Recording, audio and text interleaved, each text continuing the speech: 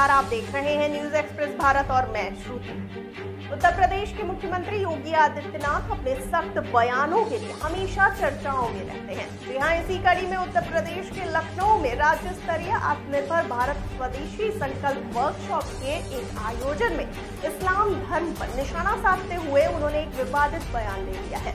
इस बयान के बाद सोशल मीडिया यूजर्स ने योगी आदित्यनाथ पर सवाल खड़े कर दिए हैं।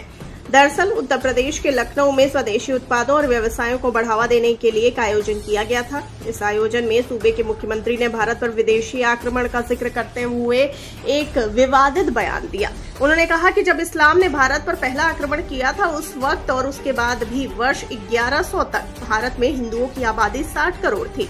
उन्होंने आगे कहा कि जब 1947 में देश को आजादी मिली तब हिंदू की आबादी सिर्फ 30 करोड़ थी। इस आंकड़े का जिक्र करते हुए योगी आदित्यनाथ ने लोगों से सवाल पूछा कि बताइए, इन 800 से 900 सालों में हमारी आबादी बढ़नी चाहिए थी या घटनी चाहिए थी। उन्होंने कहा कि इसका मतलब है कि हिंदुओं की आबादी न सिर्फ घटी बल्कि हमारा कृषि उत्पादन भी कम हुआ। उन्होंने आगे कहा कि ये घटती आबादी न सिर्फ आक्रमणकारियों द्वारा मारी गई बल्कि भूख, बीमारी और तमाम तरह की यातनाओं से भी मरी। इस बयान के बाद सोशल मीडिया यूजर्स ने सवाल करना शुरू कर दिया है। मुख्यमंत्री योगी आदित्यनाथ ने भारत पर हुए आक्रमणों और राजाओं की राजनीतिक लड़ाइयों को धर्म से जोड़ दिया है। लोग कह रहे हैं कि योगी आदित्यनाथ ने मुस्लिम राजाओं द्वारा किए गए हमले को इस्लाम का हमला बता दिया। राजतंत्र में ऐसा ही होता था, जो ताकतवर राजा होते थे वे दूसरे साम्राज्यों पर हमला करके उस पर कब्जा कर लेते थे। इन युद्धों का धर्म से कोई लेना देना नहीं था, खासकर भारत के परिप्रेक्ष्य में। इस बयान के बाद social media users Yogi Adityanath को इस्लामोफोबिक बता रहे हैं।